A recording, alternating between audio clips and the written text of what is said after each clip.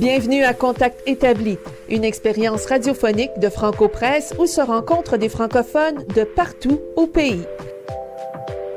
Dans cet épisode, de Ottawa à St. John's, un voyage entre eau douce et eau salée. Denis Saint-Jules, Cody Broderick. Denis Saint-Jules, originaire de Sault-Sainte-Marie, en Ontario, a fait carrière comme animateur à Radio-Canada. Maintenant retraité, il est passionné de vélo, de voyage et de bolide. Cody Broderick, né à Conception Bay South à Terre-Neuve, amoureux des langues et d'aventures, il est le directeur du seul journal francophone de la province, Le Gaboteur. je suis intéressé de savoir, justement, de comprendre un petit peu mieux, justement, ton coin de pays, ce coin dont tu es natif, le Conception Bay South. Parle-moi parce que moi, je suis la mer, je comprends l'attrait de la mer parce que je suis né près du lac supérieur, puis le lac supérieur, c'est comme la mer pour moi. Donc, l'attrait de la mer, ça doit être très, très, très, extrêmement puissant pour toi également. Ah ouais, c'est ça qui m'avait manqué le plus quand j'étais en France, en fait. Tu sais, j'ai habité à Lyon pendant quelques années, puis il y a 2 fleuves, mais c'était pas assez de tout pour moi. Il me faut le mer, en fait. Ouais. Donc, Conception Bay South, c'est pas loin de St. John's, c'est comme 20 minutes en voiture. Mes parents, ils habitent là toujours, donc c'est bon là. Puis la maison, ils ont la vue de la mer depuis la maison, donc c'est formidable. Puis il fait toujours plus beau là-bas que St. John's. Je sais pas pourquoi, mais il fait toujours plus beau là-bas. Ouais. Mais St. John's, c'est très pittoresque aussi. J'ai adoré St. John's. Ah ouais, moi aussi, je l'adore. Moi, j'habite en fait dans une petite maison Jelly Bean Row, puis j'adore. Je crois que c'est ça. La vue de la mer, pour moi, c'est tellement important. Puis c'est ça qui m'a vraiment appelé pour revenir à Terre-Neuve. Ouais, mais toi, tu es un gars du Rocher, donc tu es un natif, ta famille est de longue date finalement terre-neuvienne. En fait, j'ai appris récemment que mes ancêtres ont dû changer leur nom de famille Ah parce oui, qu'ils étaient en train d'échapper les Anglais. Je crois que c'était mes ancêtres irlandais, mais bref, ça fait. euh, je trouvais que c'était une histoire drôle. Puis bien sûr, c'était les Anglais qui a chassé les Irlandais Ouais, ici. ouais. C'est un peu mes racines, quoi. Ouais. Mais ce qui est intéressant aussi, ce sont ton éveil au français que tu as fait à partir de ta sœur aussi. Ça, c'est extraordinaire là, pour un jeune franco-terre-neuvien de découvrir le fait français. Ben, je suis pas franco-terre-neuvien. Je dirais que les franco-terre-neuviens, c'est la communauté de la côte ouest de l'île, OK? comme à part. Ouais. Donc, juste terre-neuvien, ça va. Mais quand même, c'est ça. Ma sœur, elle enseigne le français, puis je crois que c'est ça qui m'avait vraiment influencé à adorer les langues. Donc, j'ai suivi un peu le même chemin qu'elle. Puis au bout d'un moment, je pensais, peut-être moi aussi, j'aimerais enseigner le français. Donc, une année quand j'étais en France, c'était une sorte d'expérience pour voir si c'était une bonne fit pour moi. Donc, j'enseignais l'anglais dans un lycée puis un collège. Et c'était pas pour moi du tout. Je me suis rendu compte que j'aime pas travailler avec les enfants. Et Euh, l'enseignement, c'est autre chose, oui aussi. ouais, donc quand j'ai découvert le gaboteur puis le journalisme, je me suis dit, ben, c'est parfait, je peux faire tout en français puis tout à la terre-neuvienne, donc j'adore. Oui, c'est excellent. Alors que moi, de mon côté, moi, je suis né dans une famille francophone à Sault-Sainte-Marie. Mon père est né aussi à Sault-Sainte-Marie. Mes grands-parents sont venus dans le nord ontarien alors qu'ils étaient jeunes hommes. Donc, on peut dire qu'on est presque 4 générations de franco-ontariens. Et donc, je suis né, moi, dans la langue française. Et puis, même si je vivais dans un milieu où nous étions très minoritaires, on représentait quoi, peut-être 4 ou 5 de la population, mais je m'entêtais à garder mon français grâce à mon père, entre autres, parce il nous interdisait de parler anglais dans la maison chez nous. On devait absolument parler français. Et donc, pour moi, l'attachement au français, c'était naturel. Mais par contre, je suis bilingue et je me considère biculturel. Ayant vécu toute ma vie en Ontario, je parle l'anglais comme un Ontarien. J'aime l'anglais aussi. Je lis beaucoup en anglais. Et je participe à la vie culturelle en anglais autant qu'en français parce que j'aime le théâtre et le cinéma. Et donc, pour moi, je participe. Mais par contre, c'est le français qui est vraiment le cœur pour moi. C'est là où je me sens le plus confortable et je sens que je suis francophone jusqu'au bout des pieds. Oui. Ouais, je comprends. Je dirais que moi aussi, je suis francophone. Je suis pas franco-canadien parce que ça, c'est comme une communauté spécifique, quoi. Ouais. Mais carnevien, francophone, peut-être. Mais j'ai lu dans la documentation le fait que tu n'aimes pas le terme francophile, alors que tu es tout à fait dans ma définition du terme quelqu'un de francophile, quelqu'un qui aime le français, et ça n'a aucune connotation militante pour moi. C'est juste quelqu'un qui aime le français et qui a une ouverture à ça. Et toi, tu es le parfait exemple de ça, à mon sens. Moi, je l'aime pas. Pour moi, c'est un peu difficile à expliquer, mais ben, je contribue à la francophonie. Je parle Oui. français, on parle français. Pourquoi pas francophone? Francophile, pour moi, ça implique quelqu'un qui vraiment aime le français. Puis, dans mon rôle de directeur général d'un journal en minorité, c'est mon rôle d'être francophile un peu. Oui, absolument. Mais dans ma vie personnelle, je dirais que j'adore toutes les langues, puis peut-être le français, c'est même pas ma langue préférée, mais c'était peut-être la langue plus accessible pour moi. Parce que quand tu es avec tes amis anglophones, eux ne te considèrent pas francophone. Ils savent que tu parles français et que tu comprends la réalité des francophones, mais que tu es un des leurs, tu es un anglophone. Quoi. Allons-y aux racines du Oui, mot francophone.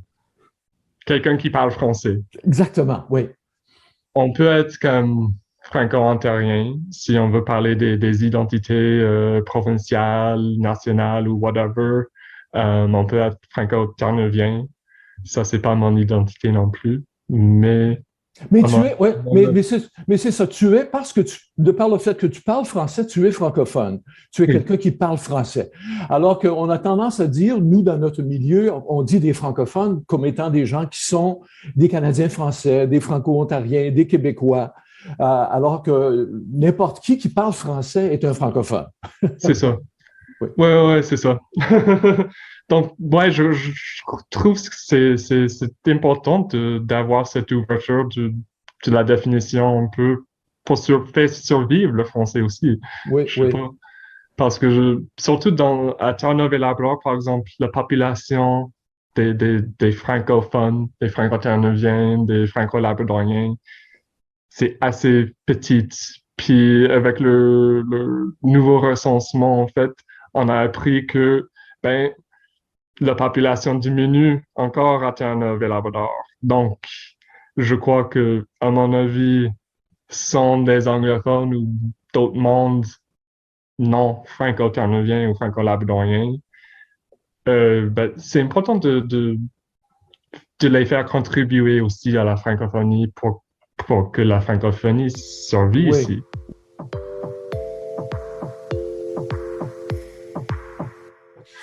J'aimerais te relancer, Cody, sur le travail que tu fais, parce que moi, j'ai travaillé, bien sûr, dans un média d'information à Radio-Canada dans le Nord ontarien. On desservait le grand territoire qu'on dit comme l'Espagne, le territoire que nous desservions là, entre North Bay et Thunder Bay. OK. Et puis, mais toi, tu es le rédacteur d'un journal, le seul journal de langue française à Terre-Neuve et Labrador.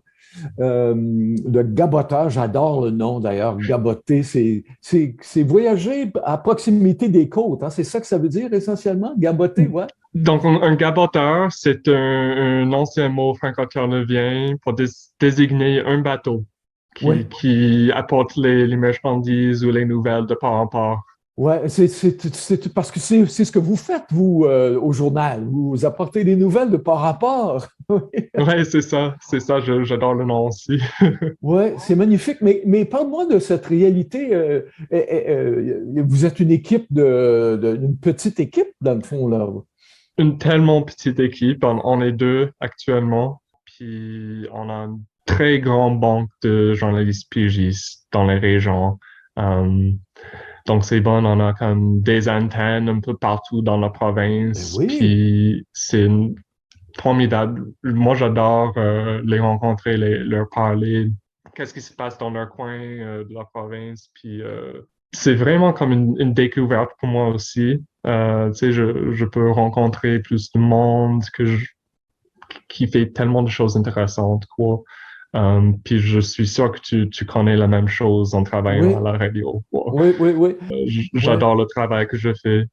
Donc, Est-ce que c'est difficile justement de convaincre ces correspondantes à t'offrir de la matière, à t'écrire des textes? de temps en temps, oui. J'ai l'impression que parfois les gens ici sont pas tout à fait à l'aise avec leur écriture en français, surtout. Mais c'est avec le français comme ma deuxième langue, genre, je suis pas parfaite non plus. Je sais pas si ça va être jamais parfait dans ma Oui, vie, mais l'effort est là, puis on a les ressources quand même pour oui. réviser ce genre de choses. Puis je crois Ouais, ben, que ben, c'est c'est une réalité que j'ai connue aussi souvent parce que nous, on invitait les gens à prendre la parole à la radio, puis souvent, les gens nous disaient, ben, mon français n'est pas assez bon pour aller à la radio. Puis moi, j'ai passé beaucoup de temps à dire aux gens, ben, l'important, c'est que vous disiez les choses aussi naturellement que possible. Sentez-vous à l'aise. N'imaginez pas qu'il faut redire des choses d'une différente façon parce que vous êtes à la radio. Dites les choses comme vous les diriez normalement. Et puis, le même complexe que tu rencontres avec le français écrit. C'est intéressant.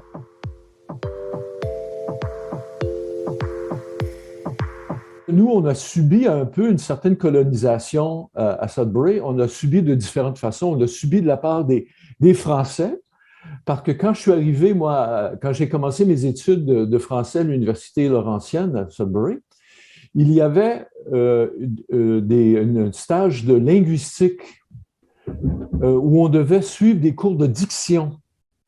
Parce que selon les profs qui étaient français d'origine, évidemment, il fallait corriger notre accent, notre affreux accent franco-ontarien. Donc, mais c'est tombé, on a vite fait disparaître ces cours-là. Donc, on a subi ce colonialisme-là de la part des Français et on a subi aussi un certain colonialisme de la part des Québécois qui sont arrivés, et puis encore une fois, ils dénigraient notre façon de parler, ils trouvaient que notre accent était bizarre, qu'on avait un accent déjà, qu'on était à moitié anglicisé, alors qu'on parlait naturellement de français, et un très bon français, sauf qu'on avait un accent qui, par moment, prononçait certaines choses différemment. Et donc, on a subi cette colonisation-là aussi d'une certaine façon, nous, en Ontario français. Donc, je comprends que tu sens un petit peu, un petit malaise des fois avec l'accent. ben, en fait, c'est drôle parce que l'anglais à Terre-Neuve, la même histoire. Ben En fait, oui, quand j'étais même en école, quand j'avais comme 5 ans, je me souviens, on était en train d'apprendre l'alphabet. Donc, je dis A, B, C, D, E, F, H. ah oui.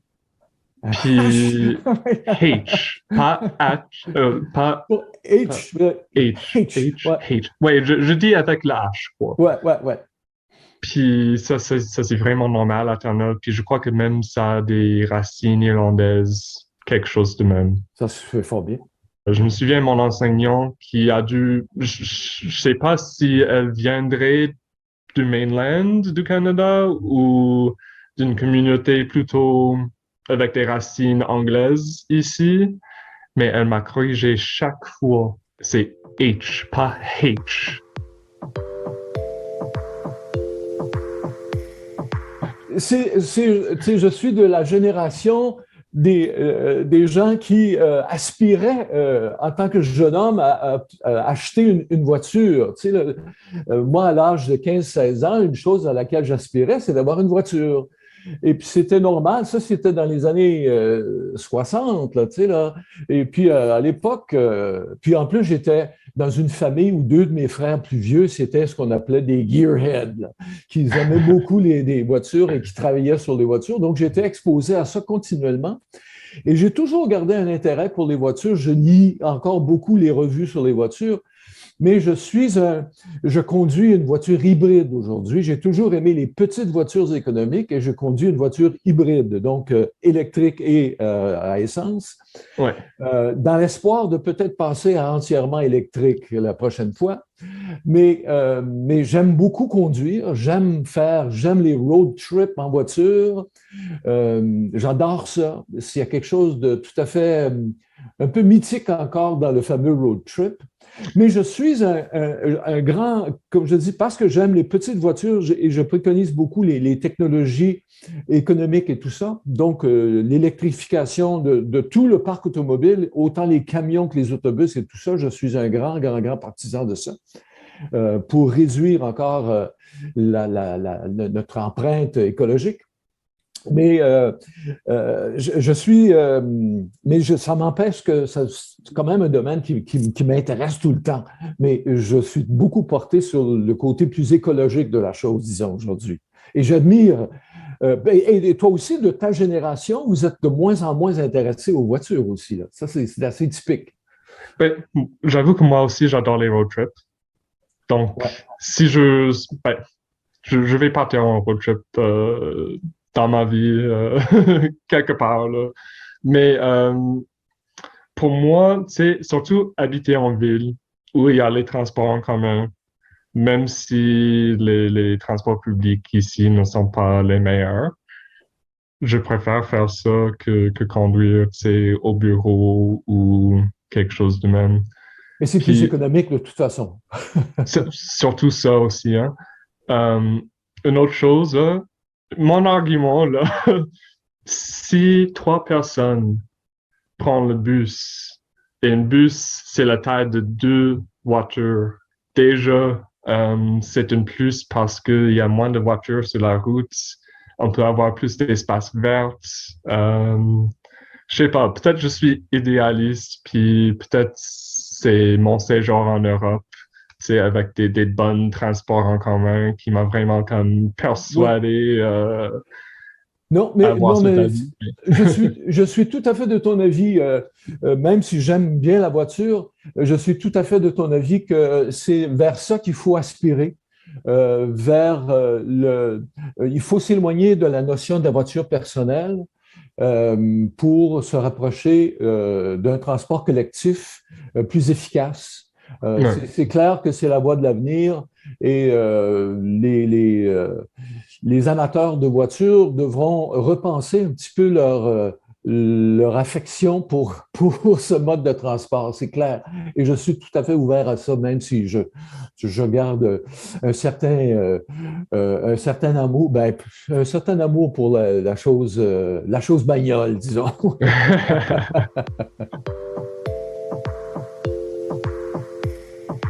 Oui.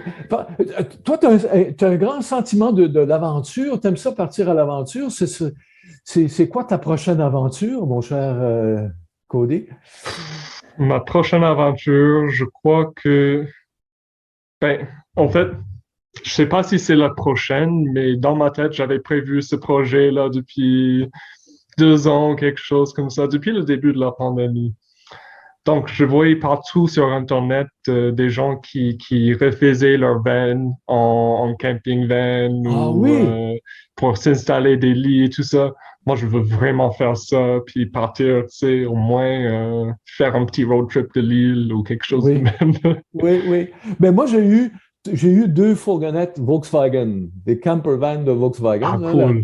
J'en ai eu deux et donc j'ai voyagé partout au Canada, partout au Canada, dont Terre-Neuve, et je rêve de refaire ce même genre de voyage aujourd'hui.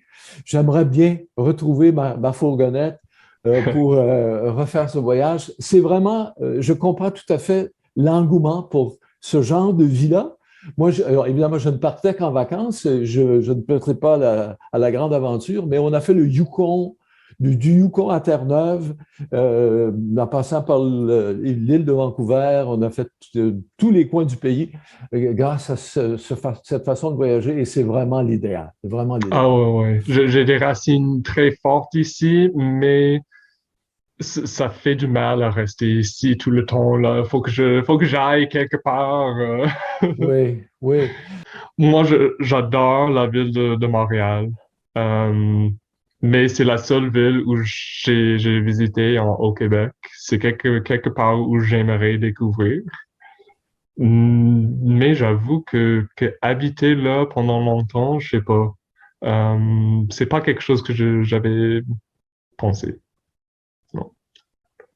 Ouais, mais pour moi, mes racines franco-ontariennes sont très fortes. Je ne voudrais pas aller au Québec, pas m'y installer. J'ai jamais vraiment pensé aller vivre au Québec non plus. J'ai, pour un bref moment, quand j'étais au tout début de ma carrière, quand je travaillais à l'Université Laurentienne à Sudbury, mon premier voyage de vacances, j'étais allé à Québec et j'ai adoré Québec et je me suis dit à ce moment-là, je déménagerais très volontiers à Québec demain matin. Mais avec le temps, bien sûr, mon engouement a changé. Aujourd'hui, j'ai des racines trop profondes en Ontario. Je suis franco-ontarien, je tiens à l'être et je ne m'identifie pas du tout au Québec. Même quand on voyage, quand je suis en compagnie de beaucoup de Québécois, je sens que je suis euh, un peu à l'écart du groupe que je ne suis pas perçu de la même façon que les autres. Je ne sais pas si c'est moi qui fais de la projection ou si je sens ça, mais je n'ai pas cette...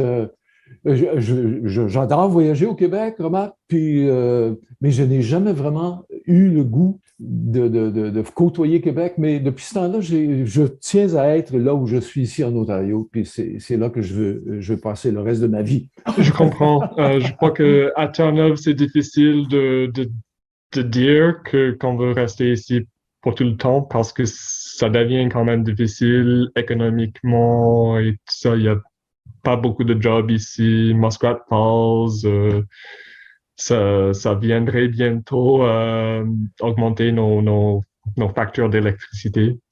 Mais je veux pas être trop loin de Terre-Neuve non plus. Donc j'avais pensé peut-être je vais déménager à Montréal un jour parce que ça c'est ce que les cool kids font ici. Oui, C'est une ville hip. On va y déménager pendant quelques années puis peut-être revenir. Donc peut-être un jour je ferai ça, mais pour déménager là pour toute ma vie. Non. ouais, Déménager quelque part d'autre pour toute ma vie, non. Faut ouais. que je revienne à Terre-Neuve ou faut que j'habite à Terre-Neuve pendant au moins des pauses, tu sais. Oui, je sens d'ailleurs que pour les Terre-Neuviens et les gens du Labrador, leurs racines sont beaucoup plus fortes que pour tout autre Canadien. J'ai l'impression que dans votre cas, vos racines remontent tellement loin qu'elles sont beaucoup plus fortes. Et je sens ça tout le temps quand je parle à des gens de Terre-Neuve. Il y a un enracinement, un attachement qu'on ne sent pas chez les autres Canadiens anglophones. Les Québécois, évidemment, ont leurs racines profondes québécoises. Et nous, dans le nord de l'Ontario, eh bien, on a senti un peu aussi ce besoin d'aller ailleurs dans le Nord, parce que mes enfants ils ont tous quitté le Nord, et moi aussi, j'ai finalement quitté le Nord quand j'ai fini de travailler dans le Nord. Donc, il y a un exode du Nord de l'Ontario. Ici, à Ottawa, c'est remarquable, les gens du Nord de l'Ontario qui sont ici dans la région d'Ottawa, s'il fallait faire un congrès des gens du Nord, et même les gens de Sudbury qui sont ici maintenant à Ottawa, il n'y aurait pas un centre des congrès assez gros, je pense, pour accueillir tout ce monde-là. Il faudrait faire 3 ou 4 congrès. Il y a tellement de gens du Nord ici, c'est incroyable. Même, je croise, il y a une anecdote intéressante, j'ai croisé des gens de Sudbury et ils ont dit, depuis ils sont dans la région d'Orléans, on croise plus de monde qu'on connaît à l'église le dimanche à Orléans qu'on en croisait à Sudbury. Ça en dit long sur le déracinement des gens du Nord vers entre autres, ici, l'Est de l'Ontario. Ouais, ben, je crois que c'est la même chose en Alberta pour les Terre-Neuviens. Je crois que on a la même population de Terre-Neuviens en Alberta qu'à Terre-Neuve. Oui. Donc, il y a c'est rigolo aussi parce qu'on trouve des petites boutiques avec des produits juste terre-neuviennes ou les produits terre-neuviennes se trouvent à l'épicerie avec la nourriture chinoise, italienne ou quelque chose de même. Des produits d'importation exotiques, oui. Exotique. Bon, ça fait plaisir, Danny, d'avoir rencontré. Tu viendras dans le nord de l'Ontario aussi découvrir un monde, à Sudbury en particulier. Ouais, c'est clair. Je vais faire un petit voyage aussi. Bon, ben, au plaisir, Cody. OK, salut. Contact établi, une production de Franco Presse réalisée grâce à la bourse Enrichir nos communautés d'UniTV. Idéation, montage et réalisation, Mélanie Tremblay. Recherche, Andréane Joly. Promotion et communication, Julia Blonda et Amélie Lafrance. Retrouvez tous les épisodes de Contact établi sur francopresse.ca.